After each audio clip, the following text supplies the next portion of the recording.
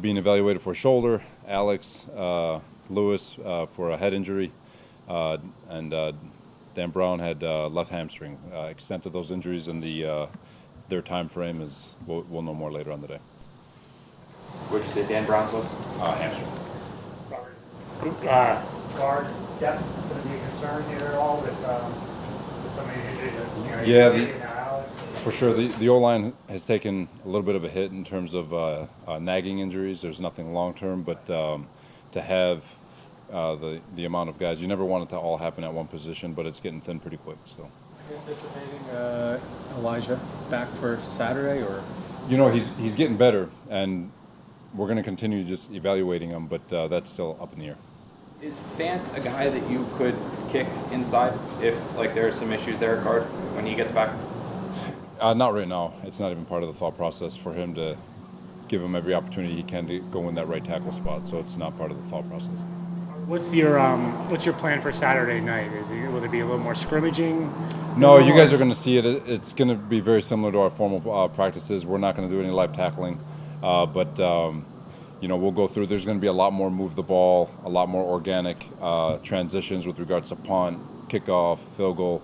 Just going through those gymnastics. We'll have coaches in the box, so we'll try to simulate a game-like experience without actually picking teams, and we'll just let the guys roll, and we'll try to hit our mark with regards to the amount of snaps we want all of them to get. So we're trying to simulate each player simulating a half of football at some point throughout the entire practice. So it'll be good. It's going to be fun, and we're looking forward to getting out there and getting the fans engaged and getting used to MetLife a little bit. First twos, or will you go ones first ones? Ones and ones, twos and twos, threes and threes. Have you been back since? You were back earlier. Have you been back to MetLife since? No, I have not since the summer visit or earlier, but looking forward to it. It's going to be great. Heard a lot about these fans, so I can't wait to see them all. When you say ones versus ones for the scrimmage, I know the running back group, you rotate a lot. So, will it be 2 with the ones, 3 with the ones? What would that Yeah, there's such a rotation. So we look at it as O-line, quarterback. That's where we're at. When you talk about ones, twos, twos, and all that. So the receivers are still going to roll. You'll see some receivers taking reps with the ones, twos, and threes. Same thing with the running backs. But the objective is mainly to get everybody their one half of football. I know you. This is your first year as a head coach, but have you had to change the way you're preparing because there isn't that fourth preseason game? No, because the time frame is still the same. The fourth game that usually happens on Thursday is the last day. So the only difference that changes with regards to how you prep the players is that last week, that 4-day week or whatever it might be.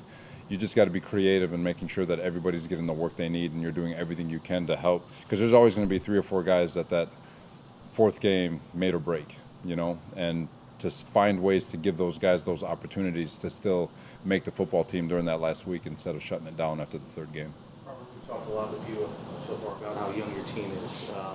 Does that energize you? Does it concern you? And can you win with a team as young as you are? I mean, where do you fall on that? And what are the keys to being successful when you're that young? Whether it's a veteran team or a young team, always excited to compete and put our best foot forward and coach the heck out of the guys that are available.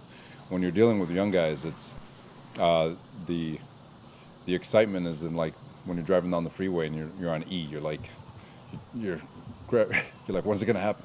But it's like a roller coaster ride. But at the same time, you see an unbelievable amount of growth happen from play in and play out and day out. And whether you can, I've seen teams win. I've seen teams have growth. You see everything. I've seen veteran teams lose. It doesn't, it's a matter of gaining confidence, gelling, having the ball bounce your way, and really getting confidence. And this group is a very confident group. It's a very young, confident group. They're having a lot of success here in training camp, and when they get to go against Green Bay and Philadelphia, the Giants, and they get to test themselves against other players, I think that's where you'll start to see the identity of this team kind of take shape. Robert, you were kind of joking yesterday about with Brick saying you don't know who to cheer for. What is it like at practice now as the head coach rather than looking at just through one side of the ball? There's even as a coordinator, you look at both sides of the ball. Obviously, you're focused so much more on one side in the personnel, but you're always trying to observe both, and because it's normal for, at least with us, for us to ask the D-line coach what he thinks of the O-line. So you got to pay attention to the other side of the ball to make sure we're all evaluating, just to feel like, to talk to a receiver. What do you think of the DBs? And you know, they'll tell you that which ones bother them and which ones are whatever.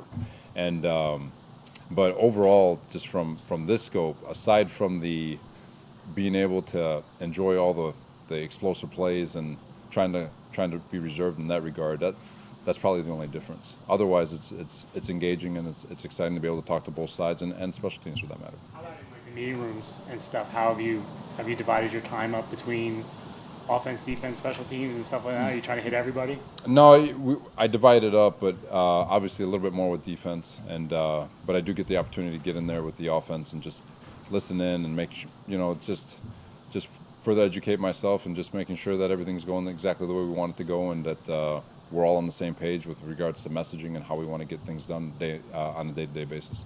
What is your to this? Obviously, you guys still haven't played any games like that, but has there been something you've enjoyed most about being a head coach as opposed to when you're on an assistant or the defensive coordinator? Like, has anything stood out to you so far as that's pretty cool? Getting to come out here every day? No, I don't know. You know, it's I don't have to think about that one. Robert, Sorry. with all the competition and the rotating that's going on at cornerback, ultimately you're going to pick two. Like, what are the traits that you're looking for in your two starters? Can you win on third down? That's pretty much it. It's that simple. And when you look at traits, we had Richard Sherman, who's all of 6'3", long, incredibly smart, and we've had Jason Verrett, who's all of 5'9" and strong and wiry, and so they come in all shapes and sizes. But the dog mentality, the ability to win in man coverage, the fearlessness to get up there and press and win their one-on-ones, that's what matters. Because at the end of the day, when it's crunch time and you've got to win in football, it comes down to your ability to win in one-on-one, whether it's man, zone, however you want to count it. But receivers, DBs, D linemen, O linemen. So to answer your question, that's got to win. Robert, specific to that position, what are you seeing in Bless and Bryce, and how are those two guys' skill sets different? So they're different. So Bryce is so long and big. Bless is obviously more wiry and twitchy, but they both have an incredible mindset to get up there, get in your face, use their length, use their athleticism. And what we've been doing defensively is we teach a little bit different of a man technique, obviously, and our zone. So to try to get them the reps that they need to be able to blend the two is not easy, and it does take time. But these guys have gotten better every day, and like I said, we're all so excited for these guys to get opportunities with Green Bay and Philly and the Giants. So it's going to be fun to watch that thing progress. I'll keep that one in. Isaiah Dunn was running with the ones today. What have you seen from him throughout camp that made you throw him in with the ones? 'Cause yesterday you had Brandon, then today you had Dunn with Bryce. So what have you seen from You're Dunn? talking about Isaiah? Yes, sir. So just like Echoes, he's earned the right to get a little peek at getting some run with the ones. Not an indictment on Bless by any means, but more of a testament to Isaiah earning an opportunity. And we're not, there's the alignment that we're given run with the ones to see how they stack up, just to make sure our eyes aren't fooling us with regards to everything that's happening, to give him a different body to go against. And so Isaiah stepped in, did a really nice job, and we'll get to go back to the tape and see how he did. Kind of like what Rich had mentioned about you guys rotating corners. Would you, this might be a silly question, but would you consider doing that when the regular season comes if this is so evenly matched and certain guys do this a little bit better than that a little bit, or do you have to settle on two? It's that is a great question.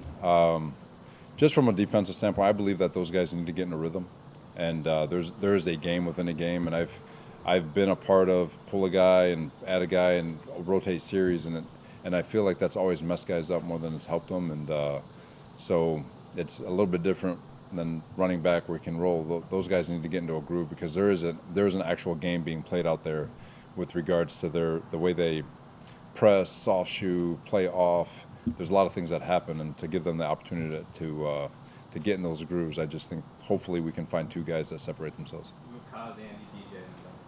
Robert, Corey Davis is a guy, he doesn't make a lot of flashy plays out there, but he just seems to always catch the ball when it's thrown to him. What has stood out to you, through this early time with Corey? So he is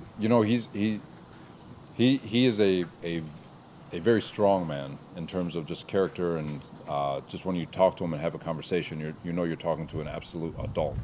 And he is the model of efficiency in terms of knowing everything he's supposed to do, getting off the line of scrimmage, being perfect with his break points, putting his body between the receiver and the quarterback so the ball can only get to his hands. And he does such a nice job executing in every facet of football, whether it's run game or pass game, that it doesn't pop, but it's very, very efficient and it's very successful. So just can't be thankful enough to have him on this roster. He's an unbelievable person to have here. So.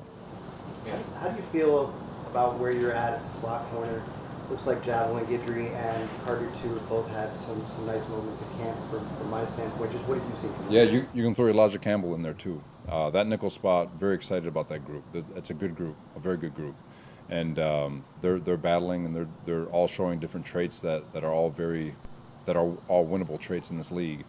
And I'll give them the opportunity to continue to battle. It's going to be a fun one to watch. Is that the same thing you're looking for from the nickel guy as the outside guys winning on third down? Or Always. It seemed like the run game was having a lot of success today.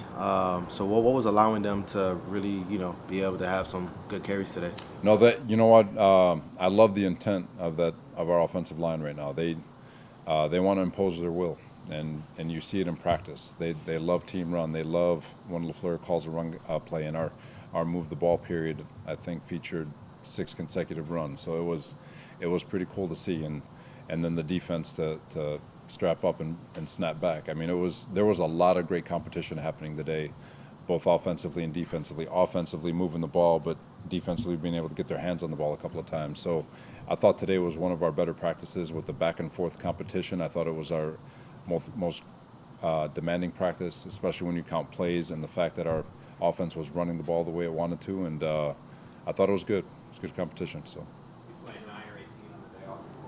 Oh, I think I'm running about 10 miles with my 7 kids chasing me around. So, golf clubs are getting cobwebs for the next 6 months.